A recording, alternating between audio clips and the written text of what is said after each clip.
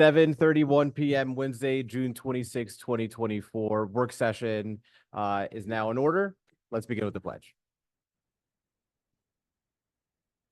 I pledge allegiance to the flag of the United States of America and to the republic for which it stands, one nation, under God, indivisible, with liberty and justice for all.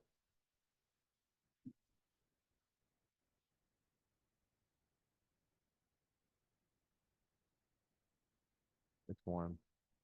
Madam Manager, will you start us off? No announcements. No. Okay. All right. Good evening, everyone. First on the agenda, we have a request to purchase a street sweeper. And as you know, this came up during budget time.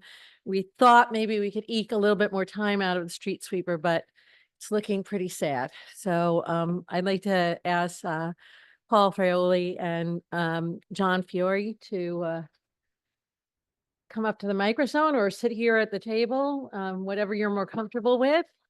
And you can talk to us about the street sweeper proposal.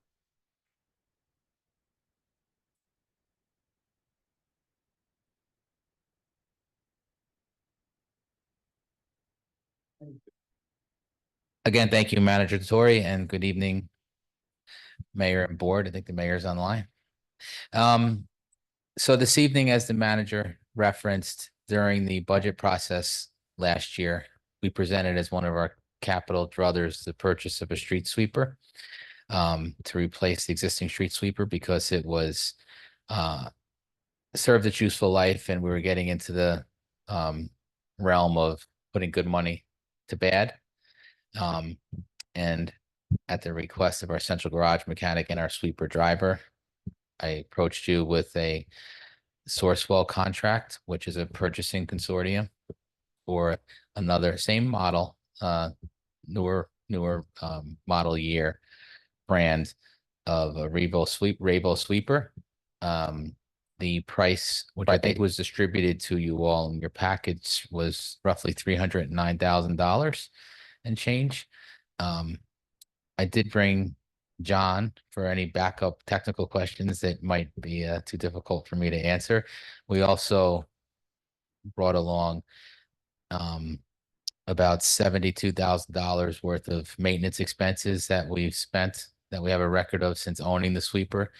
Some of them were routine maintenance and upkeep, but we also had some extensive repairs that we made. So we don't really want to continue to do that. We want to use the sweeper as it's supposed to be used. So that's why we want to purchase a new one. So we're here for that consideration this evening. Thank you. Start with Trustee Fritchie.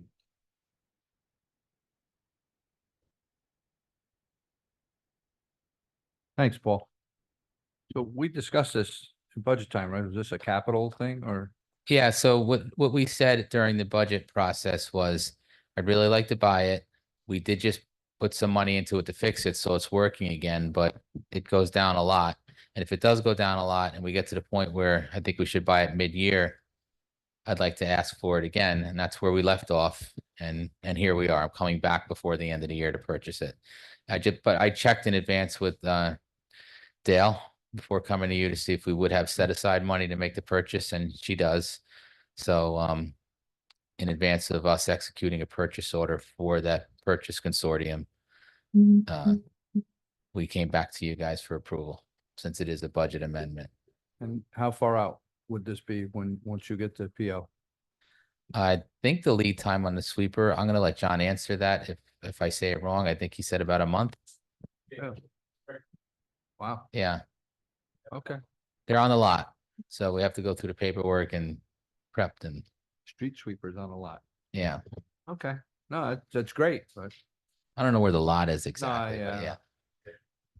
All right. Thank you. And just as a matter of interest, because John does obsessive bookkeeping and paperwork, so I'll do it for him.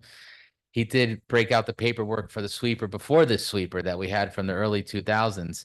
And the existing model of that the new model of that sweeper is approximately $25,000 more than the new model of the sweeper we have now. We had a lot of success with this one, and it's a little smaller and maneuverable, so it really helps us on some of the smaller back roads. And that's what we're looking to do. Thank you. Thank you. Trustee Casada, anything? You good? How much does a street sweeper cost? If I were to go to the lot and buy one? You would pay tax, but the village doesn't, so the all-in cost is $309,000, and that also includes some additional replacement brooms and an attachment that our sweeper driver likes to have on there as like a room, if you will, for sweeping current curbs and such. Is it out there sweeping every night or day, or is it several days a week, or how is that? Just It's- because I don't see it that often. It's not on every road Yeah. every night, but we do try to hit at least every couple of weeks, I'm gonna say. We hit the main roads every night. Mhm. Main Street, Croton Avenue. Mhm. 6 nights a week. He comes, I think, around 2:30 or 3 o'clock in the morning.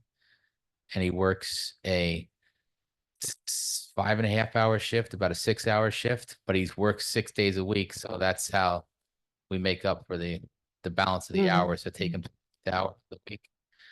And you know, three,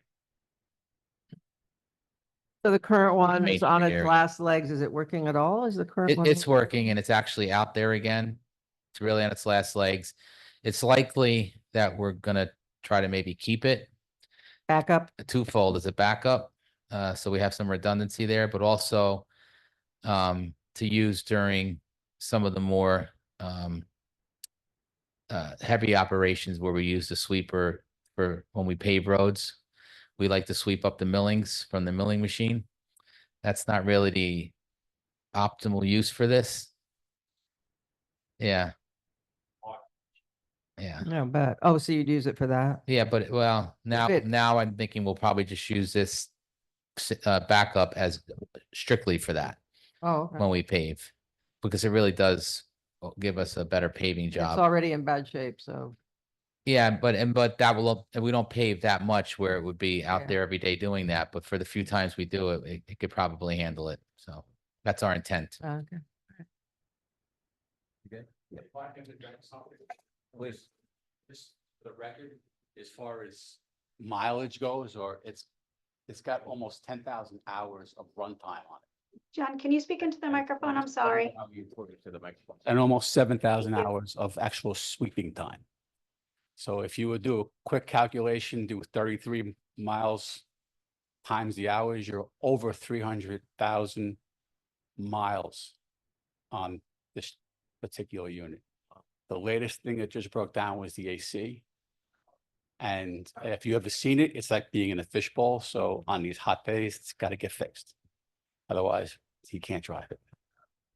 So. But those are the statistics. You're over 3,000 hours, 3,000 miles of runtime. It's a lot of use. We do a lot of sweeping. We do a lot of sweeping in the village of Boston. Yeah, it shows when we don't come out. You see it. You definitely see it. Thank you. Thanks. So I have two quick questions. One, channeling the mayor. These are all gas powered vehicles, right? There are no kind of hybrid or electric version of them that are like, maybe, I don't, maybe they exist, but they're really expensive. Is that right? They exist. I don't know if I presented it in this form or I think I did. The option for the electric version of the Revo was in excess of 625,000 Mm. versus the 309,000. It was more than double the cost, if Yeah. my memory serves. So that we dismissed that at that point and proceeded with this. Thank you. And the second question, a very basic question, but could you concisely describe what a street sweeper does? Yes, it sweeps the streets, but how does it work? There's different types. This particular one is a pneumatic street sweeper that has a water feature to assist with dust control and metal sweeping rotational arms that will collect the waste in the street and draw it into the vacuum and then into a container, and that container after each route is dumped at our materials yard on North Water Street. We keep it segregated from the organics. I could tell you historically, and in a lot of places, maybe some places still do it. Street sweepings used to get, typically it's hard to dispose of them. So sometimes because a lot of it is organic based, it ends up in the organic piles in some places. Here we keep it segregated because we do pick up a lot of trash and we don't want that going into our organic recycler because it gets beneficial reuse. And our organic recycler, petitions sometimes when when he used to see bottles and cans within the organics, we don't want to get rejected from the county hauler. So now we have it segregated and we get rid of it separately. Thank you. Thank you. But wait, there's more. Paul can also talk to us tonight about vehicles to be declared for surplus. Yeah, this is a last minute add-on. I appreciate you all accepting Stuart's request to do that. As you know, we had an auction last year or with equipment last year. And two of the vehicles we're going to put out to auction again because the buyer didn't come and pick them up. So we want to auction them off again. But at the same time, before we do that, we wanted to squeeze in the VIN numbers on the agenda next week to declare these 4 vehicles. I'll tell you what they are. There's a 2014 Police Interceptor that has body damage on it. So we won't do a repair. We'll declare that salvage and we'll go that way. A 2002 Ford pickup truck that's coming from Public Works. A 1998 Chevy bus that is coming from Public Works, and I think we got it from the county, maybe. I don't remember where we got it from. I got it from the school district. Thank you. Thank you for that. That was our former confined space entry vehicle. I don't know if you've seen that around during any of our manhole operations or trenching operations. We've since modernized and you guys bought us a trailer. So we now have a little more formal confined space and trench safety vehicle that we're going to utilize. So we're going to auction that 1998 bus and a 2000 Ford pickup truck, which was also a Public Works vehicle that's seen its better life. It was the old shop truck, but now we take vehicles handed down from other departments, and those tend to become the runaround shop trucks and such. So these are, thanks to John's handiwork, kept them on the road a very, very long time. But like I said, we get to that point where good money to bad drives us to making these requests. Any questions or comments? No. Thank you. Thank you very much. See you next week. See you next week. One more thing. Do you want to, I mean, if you want to sit down too, you've been here a while, so, we are going to, be applying for the next round of community development block grant projects. The reason I'm asking Paul to stay is that, 3 of the projects, so the way, when these rounds come out, these are through the federal government. Community development block grant money is administered through the county of Westchester, and we apply through the county consortium. These are monies that are put aside to communities that meet certain income requirements, typically low and moderate income communities, to provide some extra funding for public benefits. And it can be a range of different things. The money is dispersed directly to governments, also to nonprofits as well, for housing projects, health and welfare, things like that. So last round, the last 2 rounds, we have been applying for streetscaping that provides ADA accessibility and improves sidewalks on our main thoroughfares on Spring Street and ancillary roads to Spring Street. Because this way we don't have to put that burden on the homeowners and the renters in the neighborhood, but it really provides greatly enhanced walkability through ADA accessible curbs and different things like that. So this year we're going to be you're allowed to make 4 applications. The applications can be for $200,000 maximum each, and then there's a match. So when we get to that stage, we'll be coming for the match. Right now is the application process. So the projects that we would like to apply for are the paper road between James Street and Hunter Street, also known as Breakneck Hill. That is really a dirt path that's very much eroded by rain and water flow, but it is actually very heavily traveled and people use it all the time, all year round, and it's dangerous. It was originally in a site plan for a developer of 34 State Street, but that project has not been developed. It does not look like the project will be developed in the very near future. And there are certainly many other things we could ask a developer to do on that property now that the original site plan really would have to be reworked anyway. So that would be our first priority for streetscaping. And Paul, I don't know if you want to talk a little specifically about what we plan to do on that little stretch of road. So, as the manager referenced, it is a heavily traveled pedestrian corridor. It connects James Street to Lower James Street, which is just a little spur off of Hunter Street, just so everybody's acclimated to where we're talking about. It's cut through for a lot of reasons. People from that corridor cut down to Hunter to get to the train station. There's a lot of foot activity that goes to the waterfront that way. It is also because of how it's, or the lack of maintenance and what happens down there with vegetation and growth and where it is, it's become a loitering issue to some extent. I know there's a lot of police activity and police concern down there. So we're looking to remediate that. There's a couple of public works utilities in there.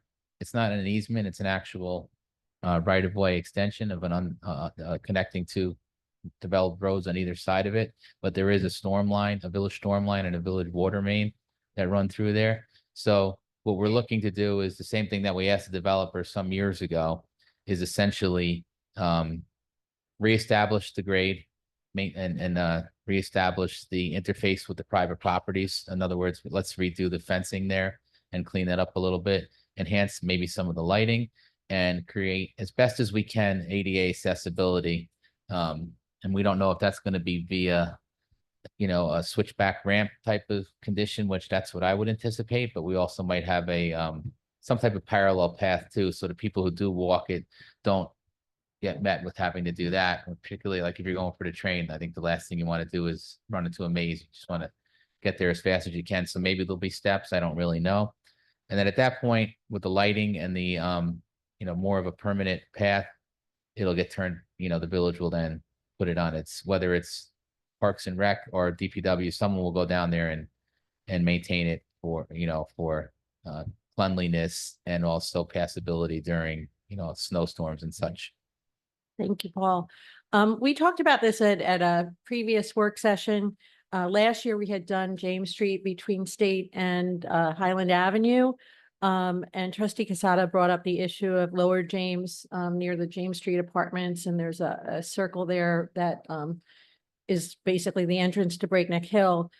Because Breakneck Hill is going to be a sizable project and we have a limit to how much we can ask for. We decided to break that off into a project, but we think that Lower James will also be able to do with CHIPS money. So that will get done too, in conjunction with hopefully this project, or probably in advance of this project, because this process takes a little bit of time. But that way we would have the entire James Street corridor done from Highland Avenue all the way down to Hunter Street. We are also looking for streetscaping for Maple Place, which is the street that's directly across from, you know, intersects Spring Street and sort of provides, it's directly across from the post office entrance. And Spring Street, what we call Spring Street Stage 2. So we were anticipating, and we're still waiting to talk to our colleagues at County Planning, to have Spring Street from Broad Avenue to Lafayette Street done this year. It looks like that might be delayed. These are things that are out of our control. They're subject to the county, unfortunately, so we can't always do it as quickly as we'd like. But they are committed to doing Spring Street to Lafayette, which would be streetscaping, and then we'll do paving in conjunction with that. We're also making sure that we're coordinating all our lead pipe extension work. So that'll be done before we do the paving, which is maybe having it delayed a little bit, probably facilitates that. But Stage 2 would be Lafayette through Sparta. And we'd like to get that done as well. So that would be our third ask. And for our fourth ask, we would like to ask for money towards the community center roof, which is going to be a pretty big expense. And we want to make sure that it's nice to have a new roof and a solar roof, but we also want to make sure we get all the benefits of the cosmetic and other enhancements that we want to see in the community center. So since the roof is a big job, we do have $100,000 from $125,000 from Assemblywoman Levenberg towards that project, but that's over in $1 million project. So we're hoping to get more money through CDBG to offset the cost of that roof and facilitate the solar installation. And those are the 4 projects that we'll be working on with Valerie and Nelson Pope to get those applications in. They're due August 16th. Comments, questions? No? Thanks. Thank you, Karen. What is the total of the whole ask itself?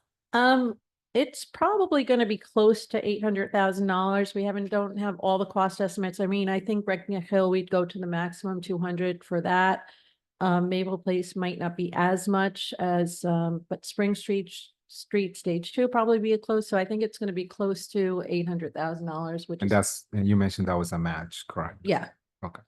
So double that, that will be, if we get another it, there will be for $800,000 another. that for we'd have to capital. commit. Okay. I'm gonna start with the phase 1, the connections between James and Hunter.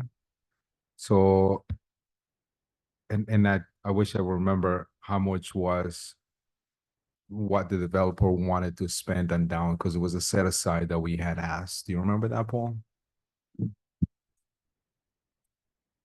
Somewhat.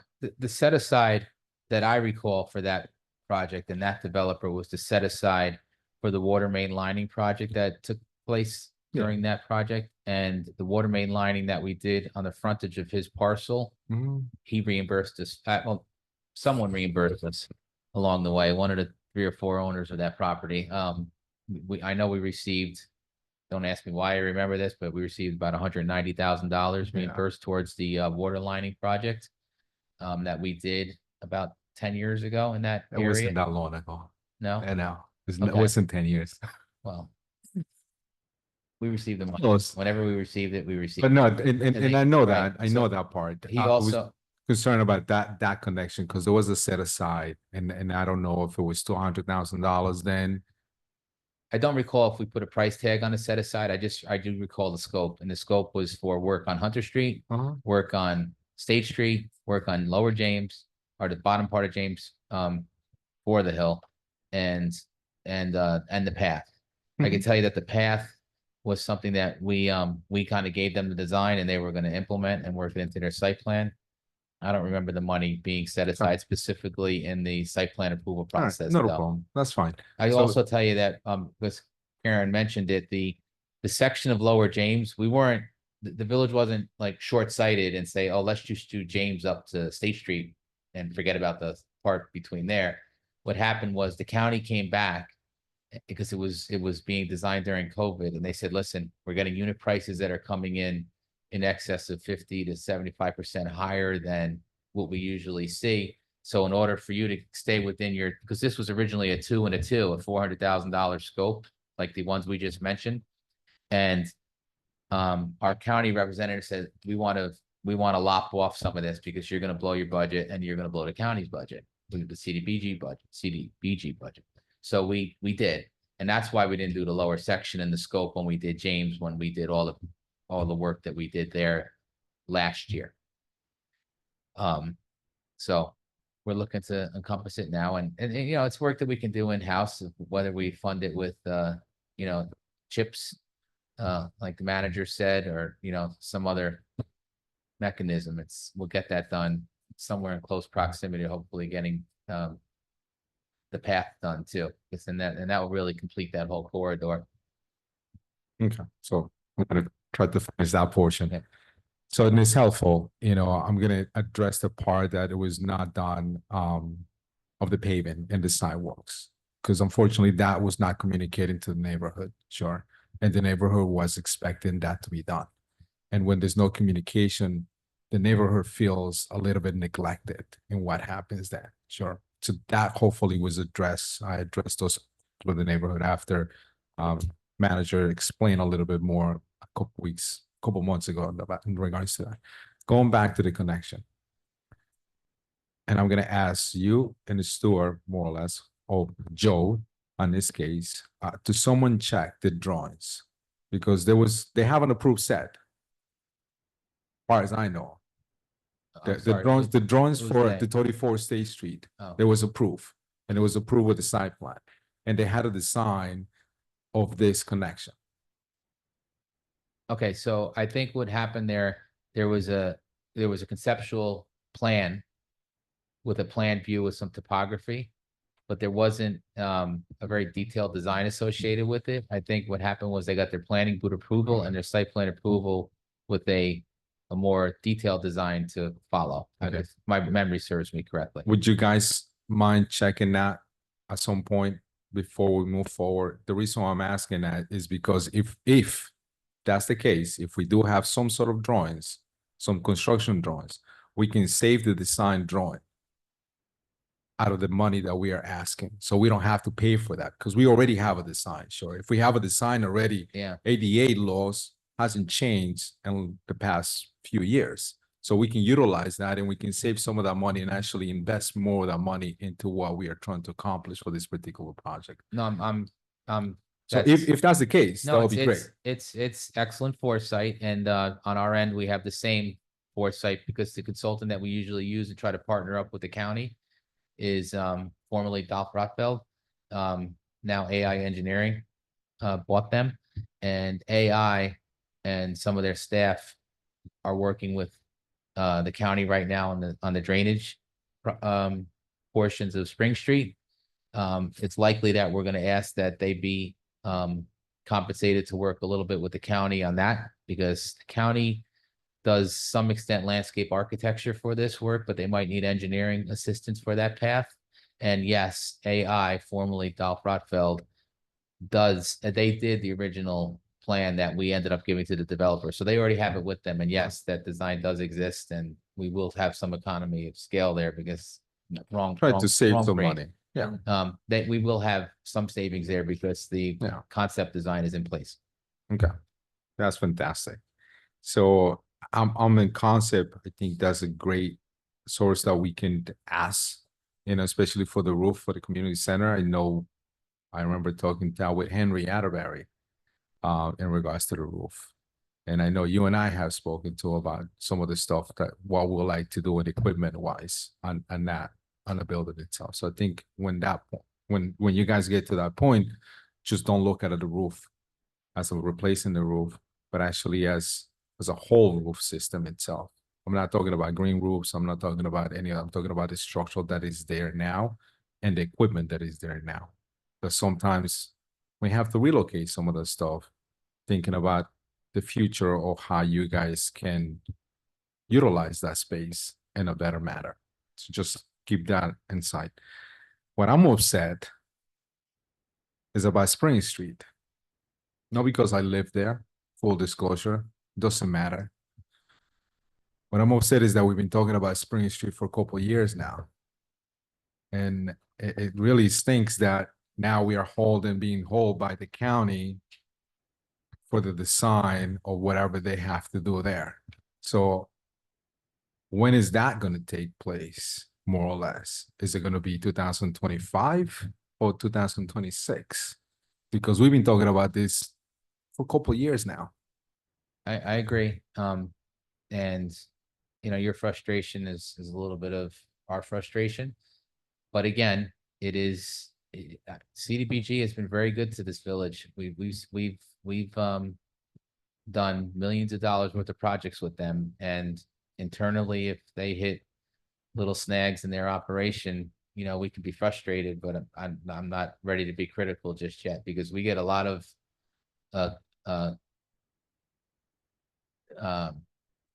money from the county, the Fed money that comes through their program to us. And Unfortunately, this one got a little stalled, but James Street was stalled too, right? That went off a year later than we thought too. And then James Street is a wonderful environment down there now. It's really a nice little corridor that we did parallel to Broad Street, which was not CDBG. We did that internally, and it's nice.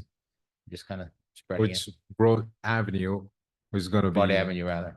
I Okay. said Broad just, Street. Yeah, you said Broad Street. Okay, Yeah. just want to make sure. It's not even that. It's that actually neighborhood people in the neighborhood actually a couple of weeks back when we announced that they were gonna be doing all this repavement, they said fantastic.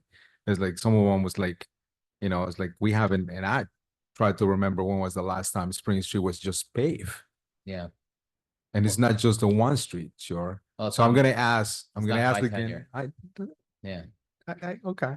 So I'm gonna ask again, and I had this conversation with Karen sometime last year. And we have this conversation before, and I know Rika had asked this question, is logistically, and I asked this sort of similar question to Andy last time he was here, Mhm. is that we need to figure it out a way, pavement, sure, a map, some sort of a list. These are the roads that we're thinking of doing. These are the sidewalks that we're thinking to doing, some sort of inventory. And we haven't seen that yet. And I'm asking both of you guys, Yeah. manager and Paul, please get that stuff, because again, some of the conversations that Andy was here last time, he informed us that he's gonna have to do some water line work on Broad Avenue. So the work that was done with village taxpayers' money, we're gonna have to redo it again in less than 5 years. So that's the part that I'm trying to figure out. How do we coordinate all these programs and all this stuff that we are doing for the infrastructure or the benefit of our village? Yeah, so I talked to Andy a little bit about his presentation last week, and not to dive too deep into it, because I think you vetted it pretty well from what Andy tells me last meeting. But we're probably going to go through and do the services now to the houses, the water service lines, and that will get us out of the area of influence of doing the sidewalks, which was the big issue, right? You don't want to do the sidewalks over. So we'll get the water lines out of the way and get all the lead services gone. So we'll remove that condition for the service lines. We sidewalks at that point. And the I'm sorry, I can't hear you.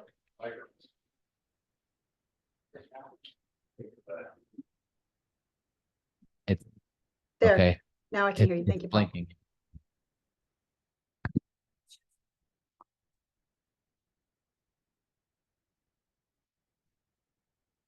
Okay. I'll say some of that again in case someone missed it.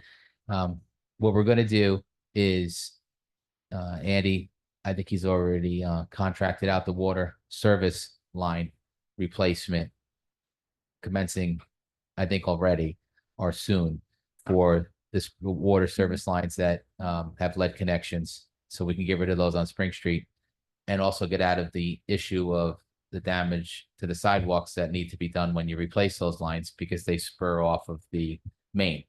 Then we'll be able to do all of the CDBG sidewalk and streetscape work, and then we'll be left with just paving. At that point, I don't think Andy's immediate need to replace the main is there, because he's got rid of the services. And then if we did pave the road and he needed to come do the main 5 years from now, 10 years from now, then we could do it via a trench restoration. So that's the message we need to send. So forget about the county, their delay, which in a way, I don't care at this point. The message is we are going to be replacing all these lead connections. Yeah. And that's the reason why we cannot do the restoration for the sidewalks. We cannot do the replacement of the paving. So that's the message I'm asking you guys. Well, Andy, to say. No, that's what I'm saying. So, but that's, and I had a brief conversation with him, as well. So, and I get it, but that's what the residents want to know. That's what I'm asking for you guys to reflect that message to the public as a whole, not just in Spring Street, any other road that you guys are thinking of doing or redoing for some reason. overlay different layers that you guys have to work together and just relay that message. That's all. But I think this is a great ask for a lot of the infrastructure that I think we need right now. So Thanks.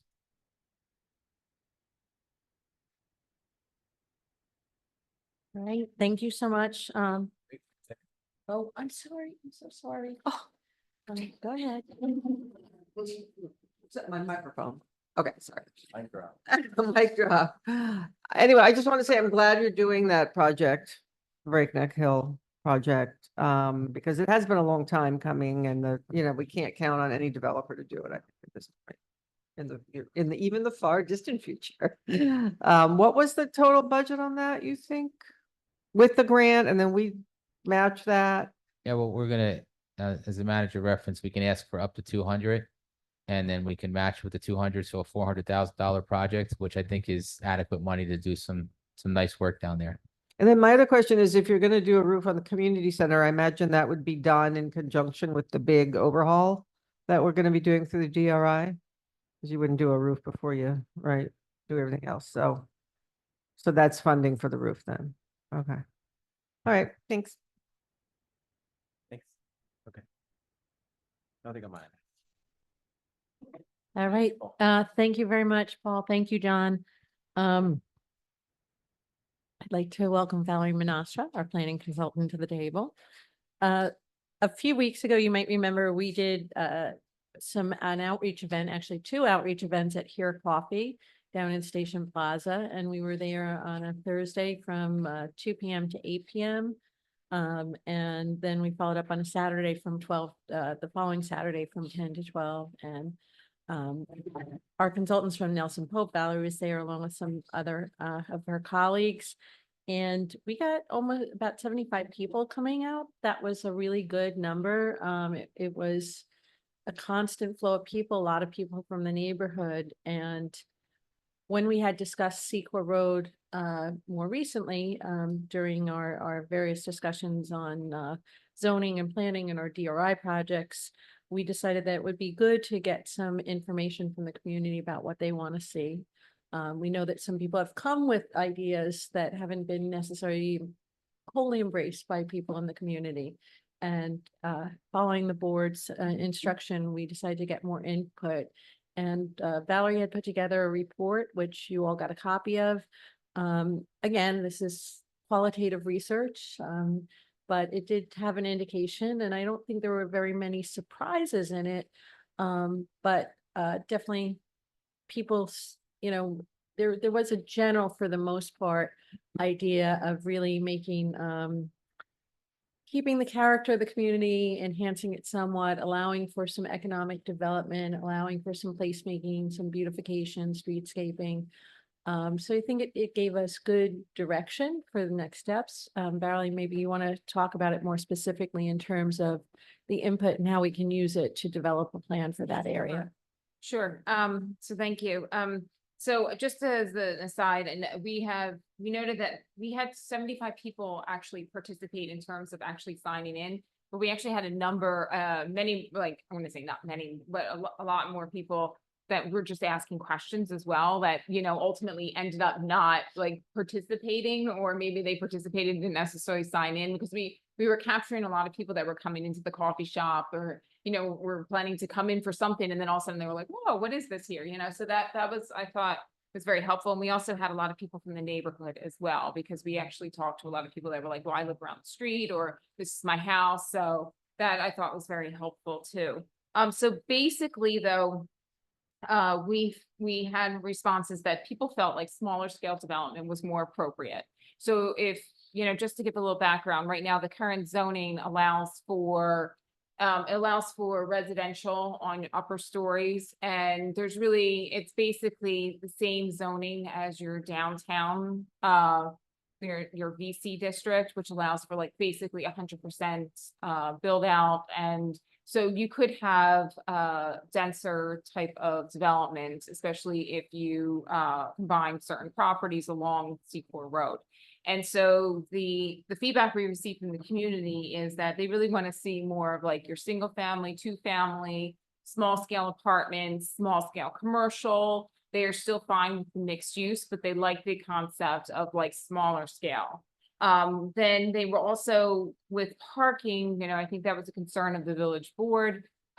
Specifically, we gave them a number of different parking scenarios and said, what would you like to see? And the overall majority response was either rear parking or internal to the building itself. And then also we asked people specifically focused on, now this dealt with more of the pending DRI project, but there was a lot of interest in getting sort of outdoor dining, lighting, planters, other types of that type of aesthetic in terms of streetscaping. But to bring it back to the zoning, I think what we did find that, and we talked a little bit about this, about trying to create a zoning district that allows for a number of these uses in terms of what would work most appropriately or kind of where the market would go, and that it would be smaller scale, less dense than what would be allowed currently.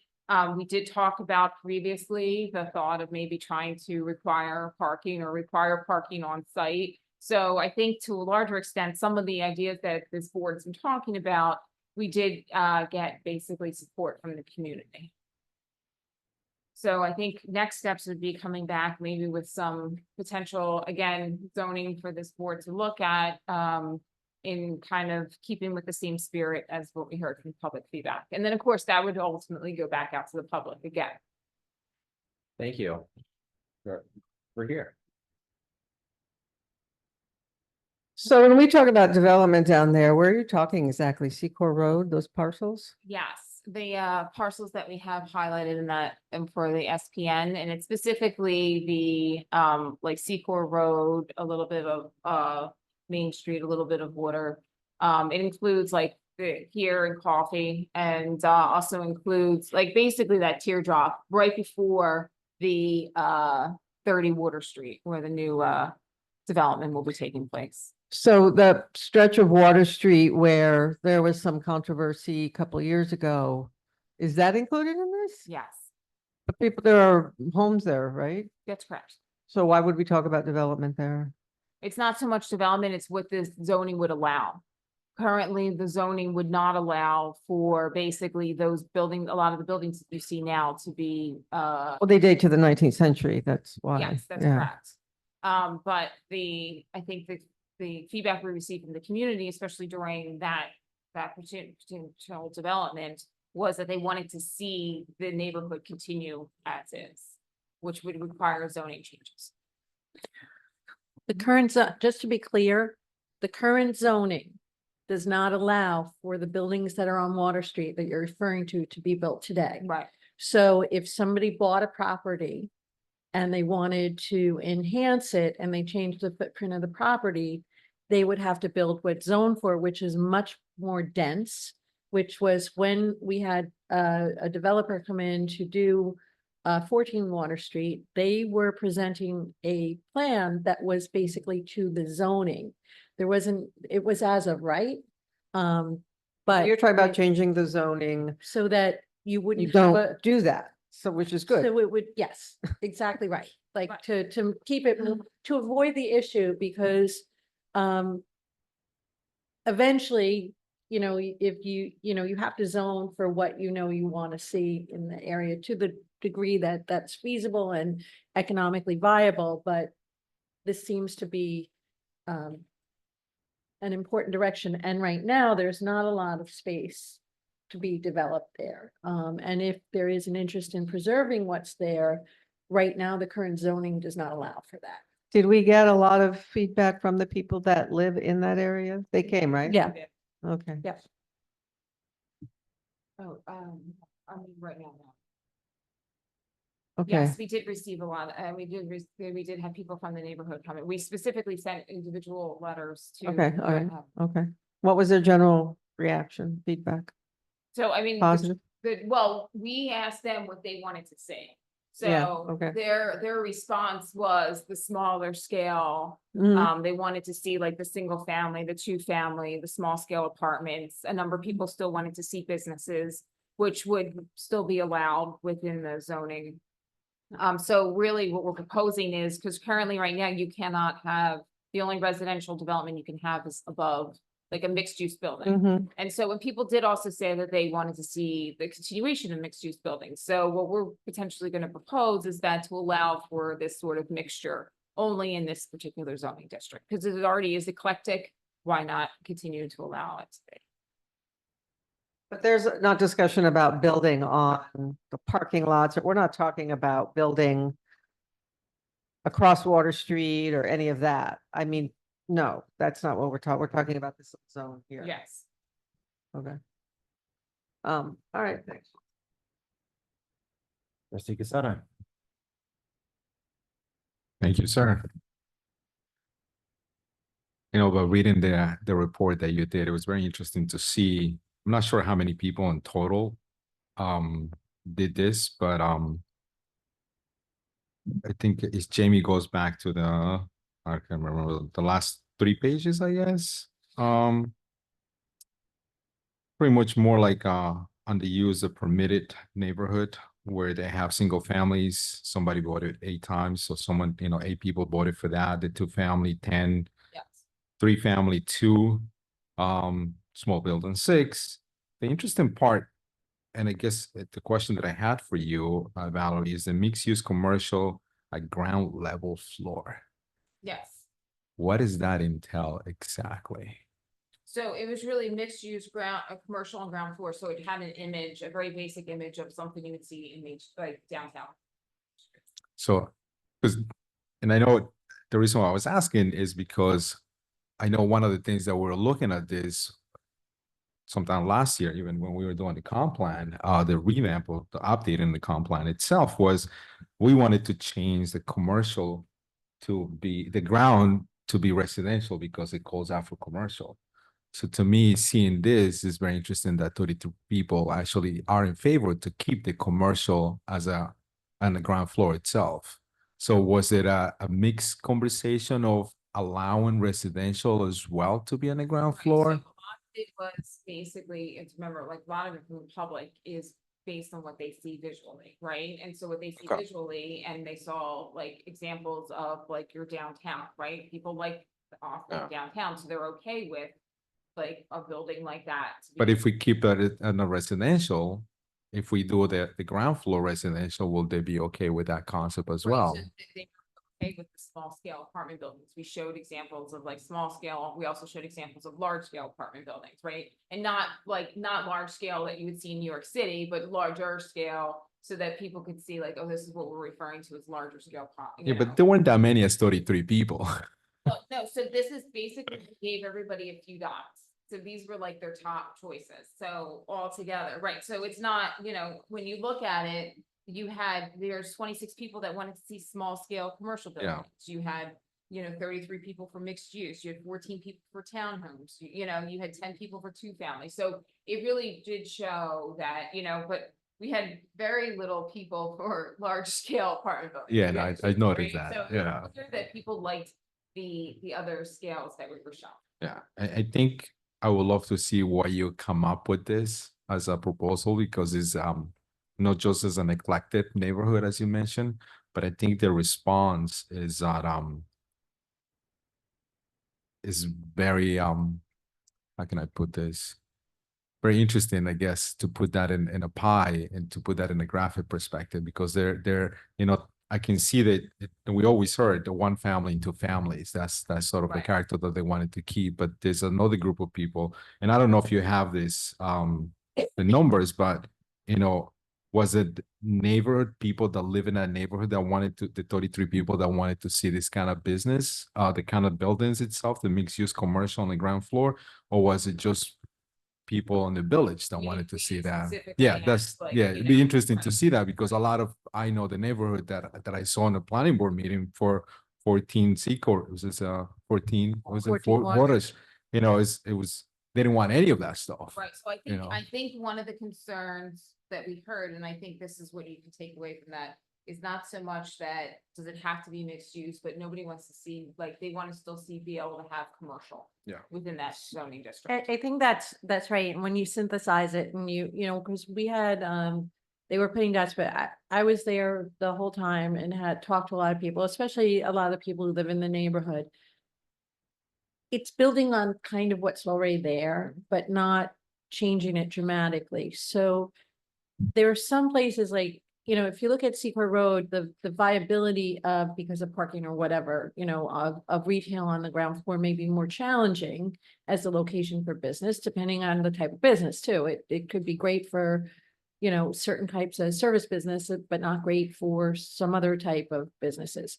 So the idea that it's sort of mixed and that you have that option, like people typically also say they want, like, there's a lot of times where you're like, let's not build any more housing. Like, we just want to see restaurants, or we just want to see stores, or why can't we have this kind of store? You know, we hear a lot, like, and that definitely came through. The reality is that socioeconomics, location, all dictate when somebody's going to invest in that. So I think that the good news, I think, is basically what's there, people are generally happy with. But they would like to see any of the infill lots or continued development on Secret Road and immediate to be on a small scale. And if it can incorporate retail, everybody's fine. Yeah. I think that on that Water Street strip, I think that, you know, you have some, across from Water Street is really much more commercial. That little strip of Water Street is very residential, so the type of business that goes in is gonna always be a concern, because noise, parking, and things like that. So, you know, it's hard to say, but I think the idea of improving what's there in the spirit of what's there was what came through most strongly. And I think people who tended to, you know, maybe think of something different probably weren't from the immediate area. The immediate area likes what they have and they want to preserve And it. it could be something as simple as like, we'll have to take a look at it, but maybe in, you know, it's a small zoning district, but even so, maybe the place around Station Cross that becomes like, could be commercial or mixed use, and where like along Secor, and then that strip of Water Street becomes more where it's residential, just mostly residential, right? So we can play around with that as well. Like a district of a Right, sub-districts you with know, a sub-districts. something like where it's located, you know, and then if for some reason. Yeah, no, of course. And I think something that just for you to think about, obviously, you know, when you do this, you know, what is the scale? What is the Right. height? Because if we comparing that to the downtown itself, Right, I don't. we are, you know, the height is different, sure, Right. especially in the overlay. Right. You So I know. think in general, I think 4 stories was too, like, I think people wanted to see something no more than like. 2.5. Yeah. If 3 stories, anything, right, yeah.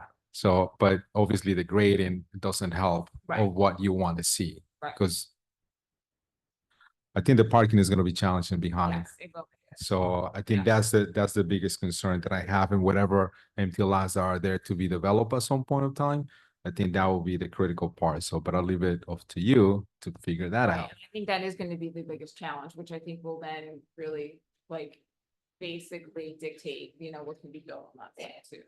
Yeah. Okay. I'm probably gonna have more questions. Yeah. I mean, one of the options was on street parking, and that was not a favorite. So, Yeah. So I'm waiting to, I guess, whenever you come back with some sort of proposal, Yes. I'm probably gonna have more questions at that I'm point, sure but you but yeah, so for this, I think, thank you for all of you guys that did all this put together. So thank you. Thank you. Thank you, Valerie. I'll hold my questions till you come back with a solution. Thank you. I echo the gratitude from my colleagues. The one question that I have that Sure.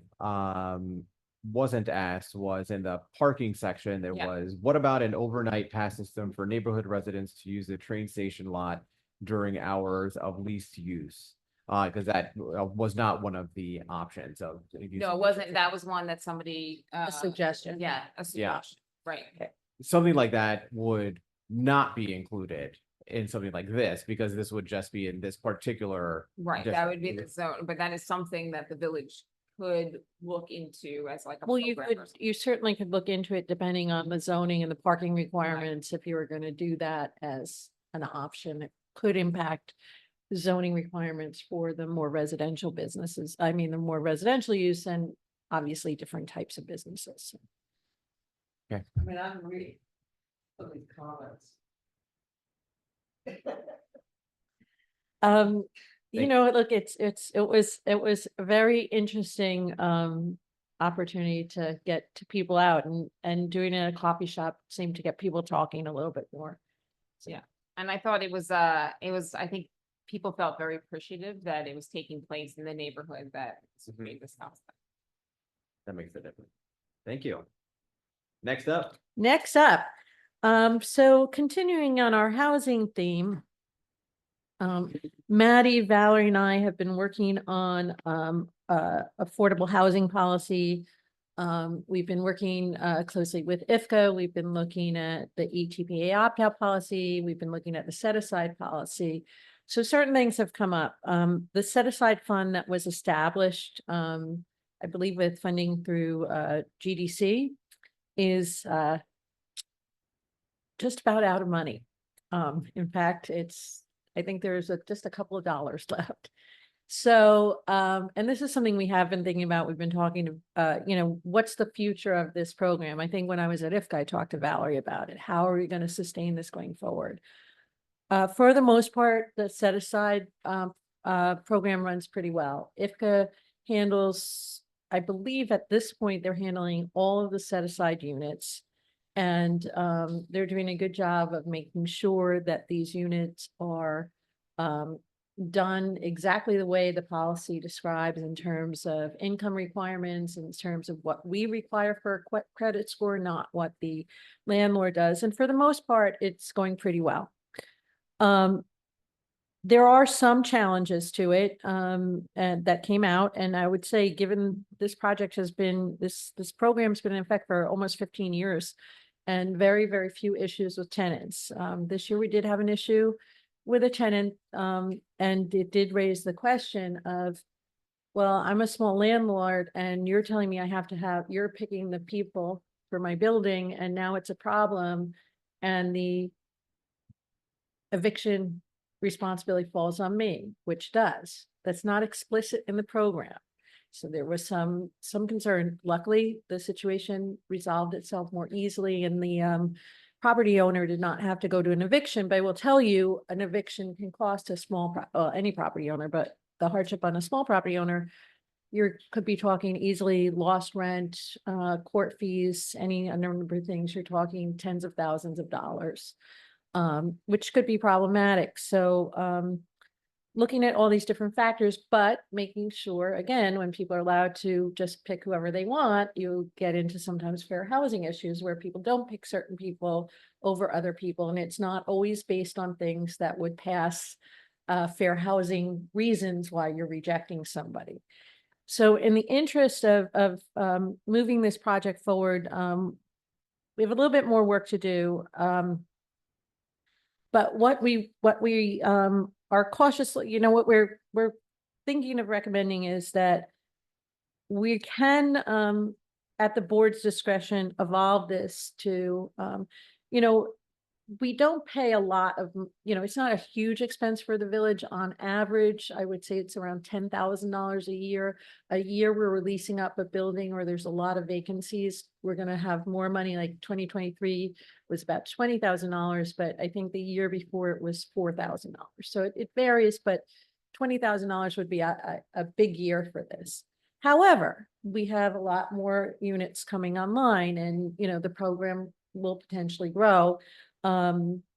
We can, work on a program that can evolve so that the property owners themselves are responsible for the lease up. And that means we wouldn't be able to force them to use IFCA, but they'd have to use either by their own means or another agency, a way of qualifying their tenants and recertifying their tenants. But we would mandate an audit. And the audit would be, again, the village could pay for the audit. They could pay for the audit. There's a couple of ways to do this. So we will be coming back with some options that we can look at to incorporate for next year, or, maybe give a little bit more grace time to make sure that we know what we're doing. We've learned from what we've had happen over the last 15 years, and we're anticipating with new apartments.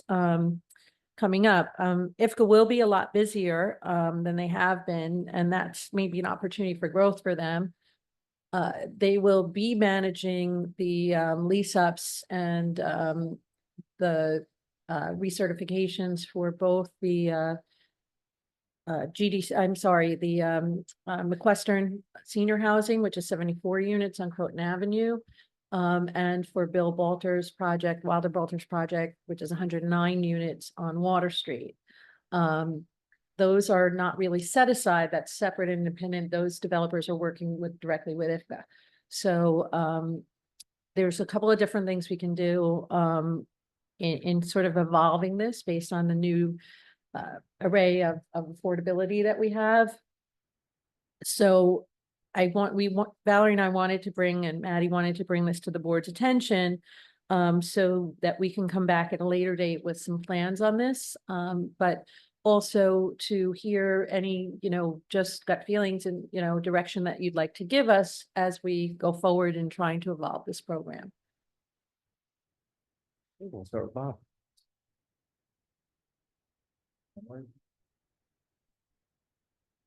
Thank you.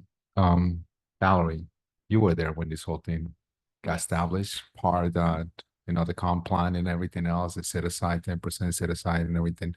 But were you part of Avalon as well? I'd say When Avalon came on. So Avalon did not use IFCA.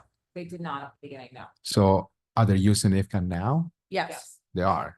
Yes, because it's not Avalon. Yeah, no, I Yeah. know. It started as an Avalon. Yeah. Yeah. Okay, Right. yeah, because I remember that was one of the concerns that we had, They and, were using a completely different Yeah. methodology. Okay. So Right. that's Yeah. all addressed now. okay. So pretty much every set aside right now is being, okay. All right, it'd be interesting to see, how that develops. I never had, obviously, this, not because IFCA doesn't want to do it. I think it's just because you have found other different avenues of development, I'm assuming.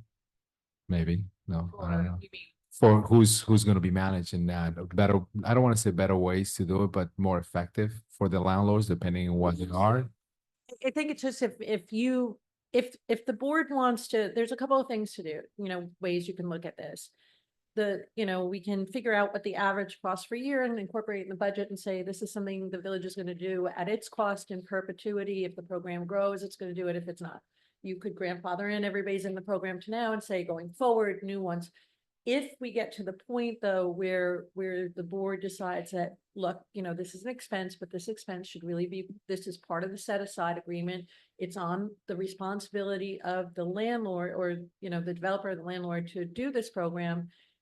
Then we wouldn't be able to necessarily mandate who they do it with. So IFCA's done an excellent job. No, I'm not sure we 100%. can find a bet. We'd certainly 100%. think it would be good for people Yeah. to stay with IFCA, but we just couldn't mandate it if they were paying for it. We So- would have IFCA audit them though, to make sure that they were compliant. How many set aside units do we have in the village right now?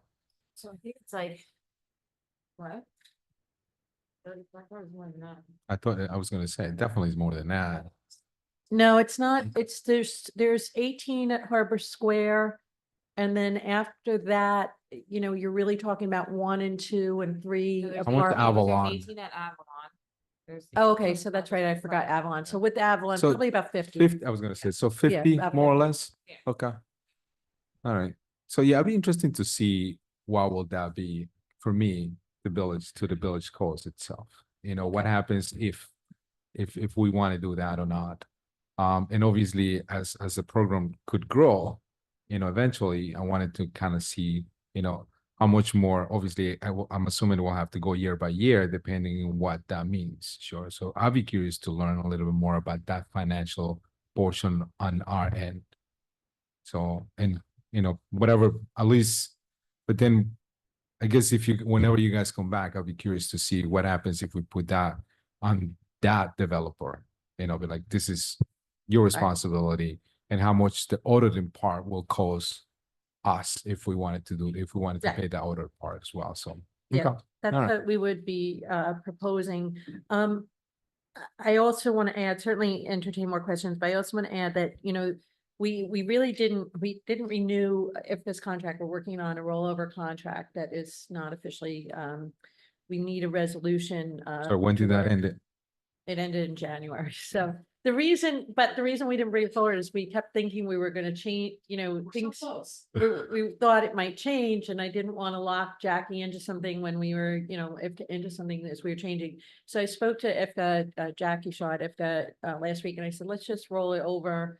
I'll have a rollover contract for the rest of this year because we didn't make a lot of the changes as quickly as we thought we would, not too surprisingly, but, so we would bring, and I'll make sure you have a copy of their contract. We'd like a resolution, at the next meeting authorizing me to sign it just for 2024. Okay, all right, thank you.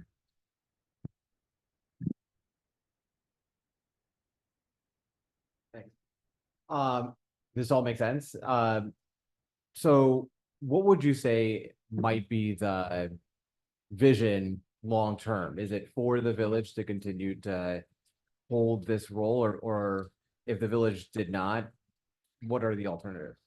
I think that, in looking at this and looking what other communities do, what we found is like, it's a wide range of things from absolutely nothing to other different ways that they monitor it. And the idea of this program is really about fair housing as much as it is about affordability.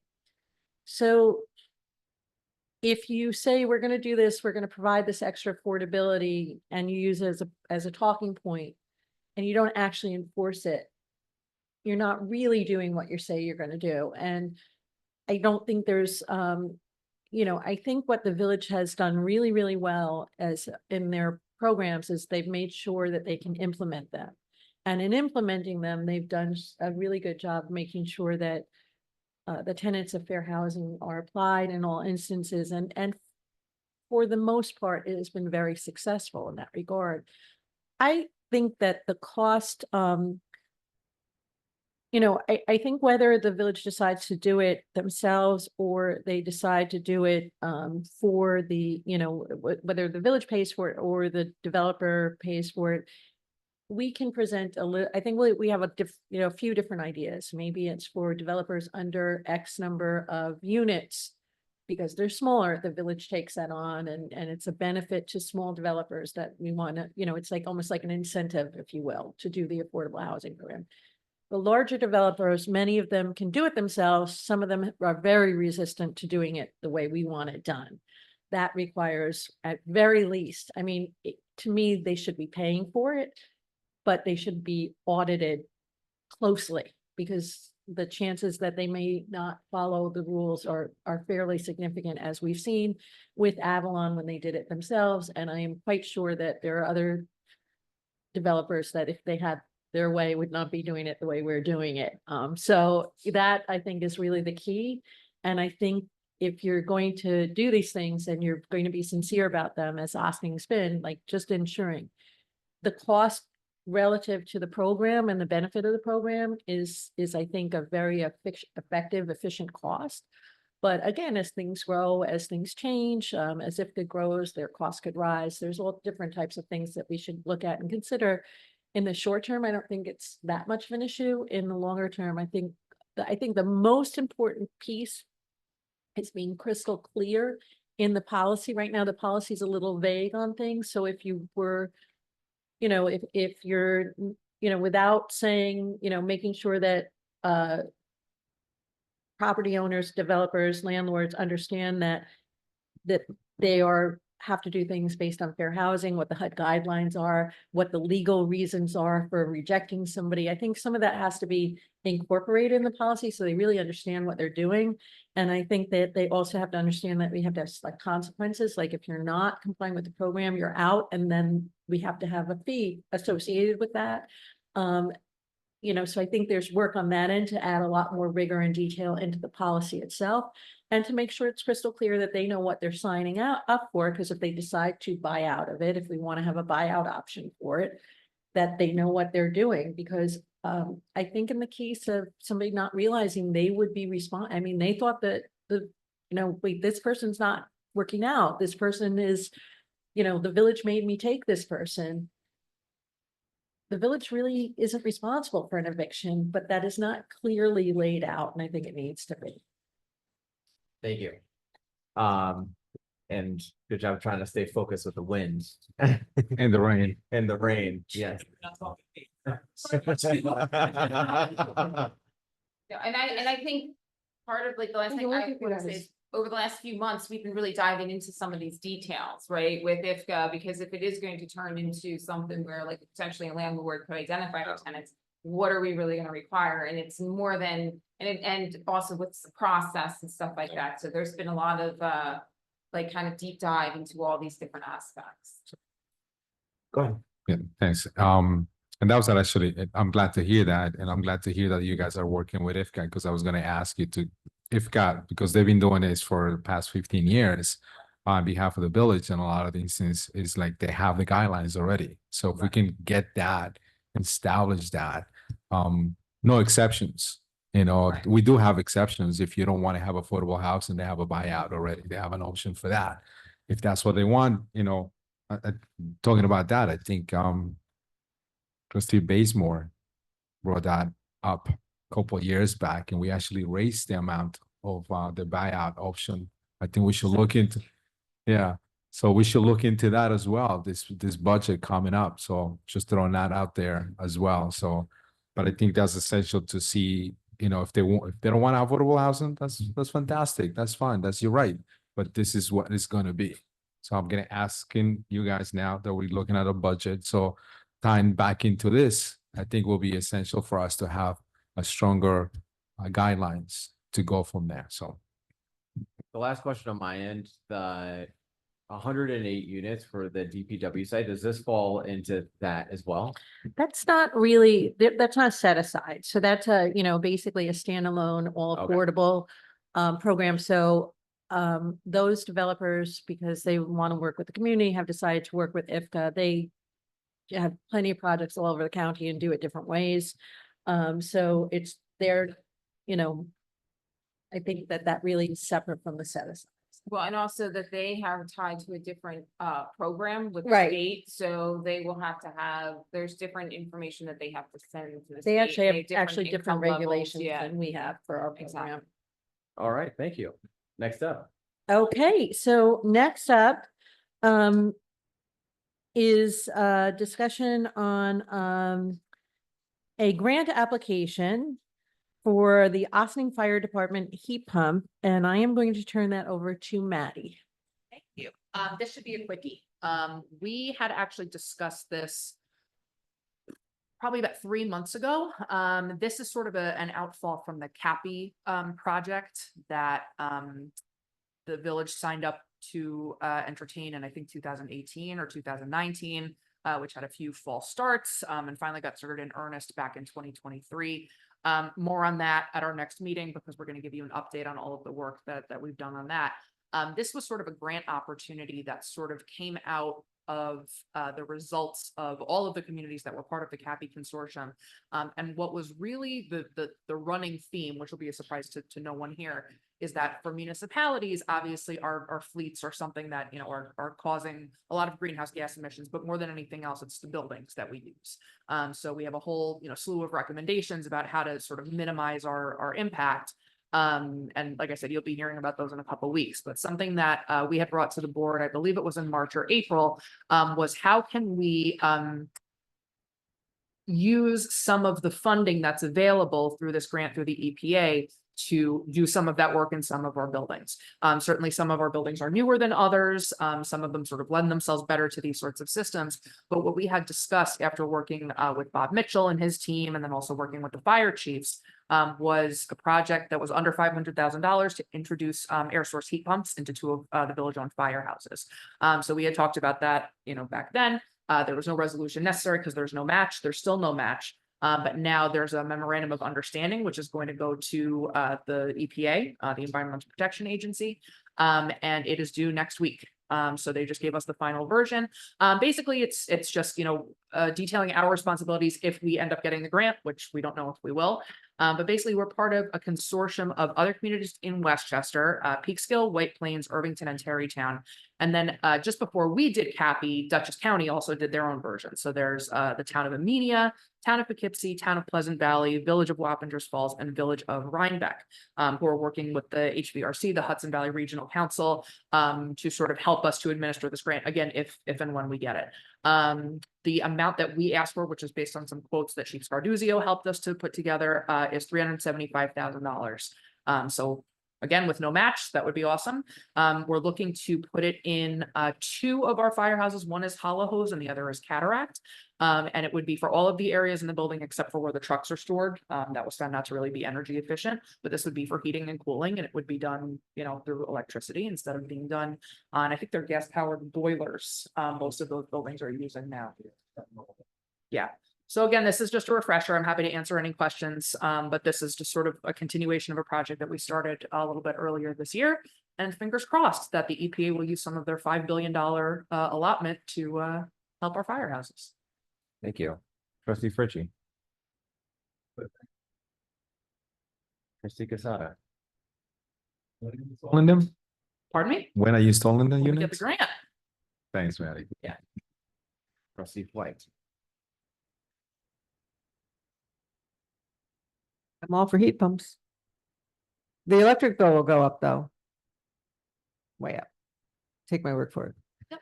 But it just means the fossil fuels won't be heating and cooling the buildings. It's also sort of like sticking our toe in the pond here. I mean, this isn't like, as far as capital improvements go and, as far as the capital improvements that we're considering for our firehouses go, this is not a massive investment. So it's something that we're sort of trying. And if it turns out that it works really well, we can sort of see how we can introduce it in some of our other facilities, as well as what they're pushing really hard, which is an energy management system. So sort of being able to remotely control, like, okay, everybody's left for the day. You can crank the air conditioning, way back up until 8 o'clock tomorrow morning where it'll kick back on so that it'll be comfortable when folks get to work. So it's part of a sort of package of things that, we as the consortium are considering. And like I said, we'll speak a little bit more about that when we present on the CAPI in a couple of weeks. I'm sorry. What is the CAPI? What is that? CAPI is a I'm not sure I was here when that was. I was neither. This is something that the village threw their hat in the ring to be part of a consortium. I think it was back in 2018. The part about this that's yeah. The part about this that's a little complicated, and again, it's the efforts being led on behalf of many other Westchester communities, not including the ones that I mentioned, to use baseline year 2019, which is not as helpful as it could be. Basically, we had to go back and get our utility bills from those years. And as everyone here knows, the world is a different world since 2019. So as far as a baseline, I don't know that it's the best one, but that's what was decided because that's what the grant had asked for. This was a grant funded, no match from us except for staff time, which has been considerable, unfortunately. But it was, a project to just basically get an idea of, if you take a pie and explode it, what percentage of the villages, not the communities, but village governments, greenhouse gas emissions are coming from what sector of our work. So that's where we're at. So it'll give us something that I have really wanted to introduce going forward, and this will be a good excuse to do it starting in 2025 is benchmarking. So we basically take all the utility bills from all our buildings every single month and enter it into a benchmarking software. And then we can see as we make these improvements, did it help? And if so, how much? Was it worth doing it again? Or, should we try something else? Good. All right. Thank you. That's all. Thank you. Do we have executive session?